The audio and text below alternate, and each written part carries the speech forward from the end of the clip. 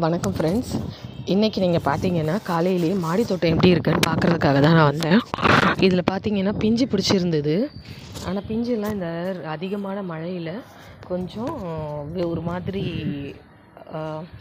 என்ன சொல்கிறது, அழுகி ஏதோ கொஞ்சம் ஒரு மாதிரி ஆயிடுச்சு. ஆனால் இனிமேல் பிஞ்சு பிடிக்கும், ஏன்னா திருப்பி நல்லா கொடி எடுத்திருக்கு. எலுமிச்சை அந்த இதில் வந்து நல்ல இந்த செடி வந்து உள்ள லெமன் வந்து நிறையா கொஞ்சம் காய்கள் இருக்குது. அப்படியே நீங்கள் இந்த பக்கம் பார்த்தீங்கன்னா மல்லிச்செடி, எல்லா செடியுமே ரொம்ப ஃப்ரெஷ்ஷாக இருக்குது.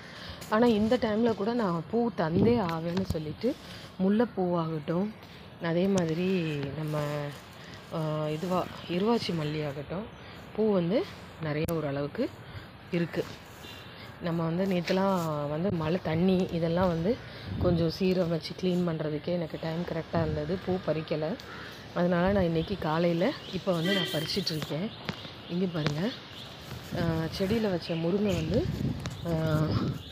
இதை விட சேதாரமாக, அதாவது என்ன சொல்கிறது, நம்ம இதில் புயல் காற்றுல சரிஞ்ச மாதிரி சரிஞ்சிருக்கு. அதை நிமித்தி வைக்கணும் சாயந்தரம் வந்து புயல் நிவாரணம் மாதிரி. ஆனால் புயலே இல்லை எங்களுக்கு, ஒரு காற்று இல்லாத நல்ல ஒரு செழிப்பான மழை தான் எங்களுக்கு கிடச்சிது.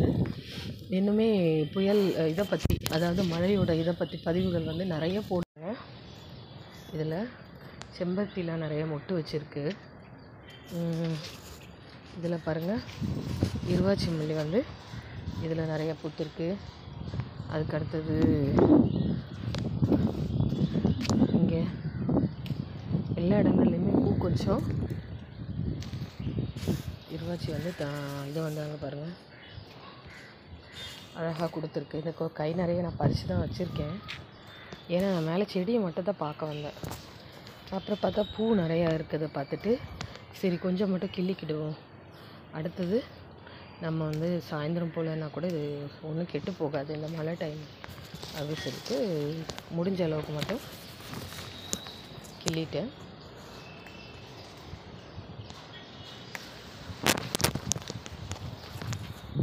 இது வந்து பூக்கள்னால ஒன்றும் வேஸ்டேஜ் கிடையாது, ஏன்னா தேனீச்சிக்கள் நிறையா வரும். தேன் வந்து கூடு கட்டி வச்சுருக்கு தேனீச்சி, அதனால் அதுக்கு இந்த பூக்களோட இது வந்து போய் சேர்ந்துடும். இதில் இருக்கிற தேன்கள் அது எப்படியும் எடுத்துரும்.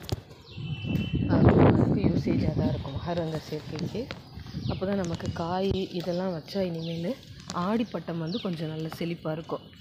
இந்த இது வந்து கொஞ்சம் மழையினால தான் ஓரளவுக்கு பரவாயில்ல. ஆனால் மழை வேணும், மழை இருந்தால் தான் நம்ம வந்து தண்ணி பிரச்சனை இல்லாமல் இருக்கும். எங்கள் இந்த சைட்லலாம் ரொம்ப தண்ணி வறட்சியான மாவட்டம்னே தூத்துக்குடி மாவட்டத்தை அறிவிச்சிட்டாங்க.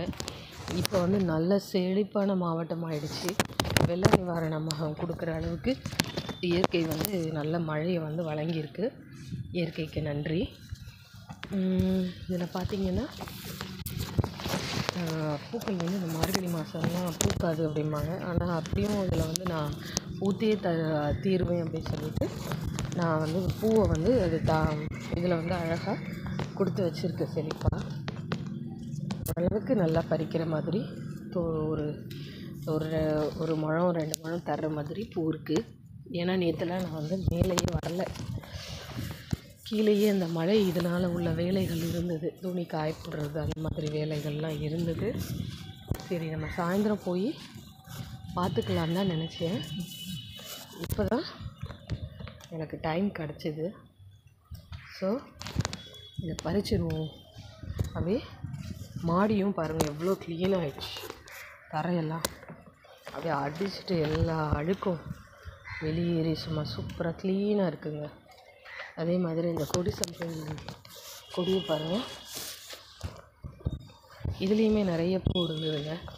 இங்கே பாருங்கள், இது பூ, அதே மாதிரி இது பூ. அதுக்குள்ளே அப்புறம் ஊடு உருவி பார்த்தா நல்லா இப்படி கொடியை எடுத்து பார்த்தாலுமே உள்ளே நல்லா பூ இருக்கும். நம்ம வந்து சாயந்தரம் பறிக்கலாம் அப்படின்னு, ஏன்னா இப்போ இன்றைக்கி தான் வெயில் நல்லா சும்மா சொல்லுன்னு அடிக்குது. அதனால் இருக்கிறத மட்டும் மேலோட்டமாக பறிச்சுட்டு கோர்த்து வச்சிட்டோன்னா இந்த பூ வந்து சாயந்தரத்துக்கோ இல்லை நாளைக்கு காலையில் கூட ஒரு கெட்டி கவரில் வச்சிட்டா அப்படியே பத்திரமா இருக்குங்க. நல்லா இதுவாக இருக்கும், ஃப்ரெஷ்ஷாக தான் இருக்கும். அதனால் இது வரைக்கும் பிரச்சனை கிடையாது. நல்லா காஞ்சிருச்சு, தண்ணி எங்கேயுமே இல்லை. இதெல்லாம் பாருங்கள். அதே மாதிரி இதில் கூட பூ இருக்குது.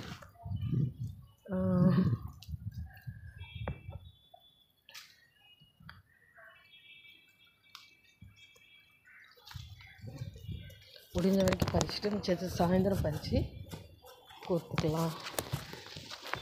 ஏன்னா தண்ணி கீழே வந்து மோட்டர் போட்டு விட்டுருக்கேன், தண்ணி மாற்றி விடணும்.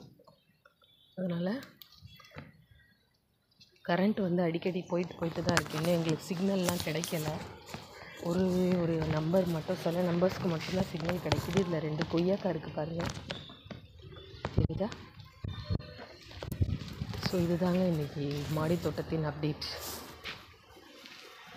இன்றைக்கி இவ்வளோ பூ கிடச்சிருக்கு. ஸோ ஃப்ரெண்ட்ஸ், உங்களுக்கு இந்த வீடியோ பிடிச்சிருந்தா லைக் பண்ணுங்கள், ஷேர் பண்ணுங்கள், கமெண்ட் பண்ணுங்கள். கன்னியாட்ஸுக்கு மறக்காமல் சப்ஸ்கிரைப் பண்ணுங்கள். பாய்.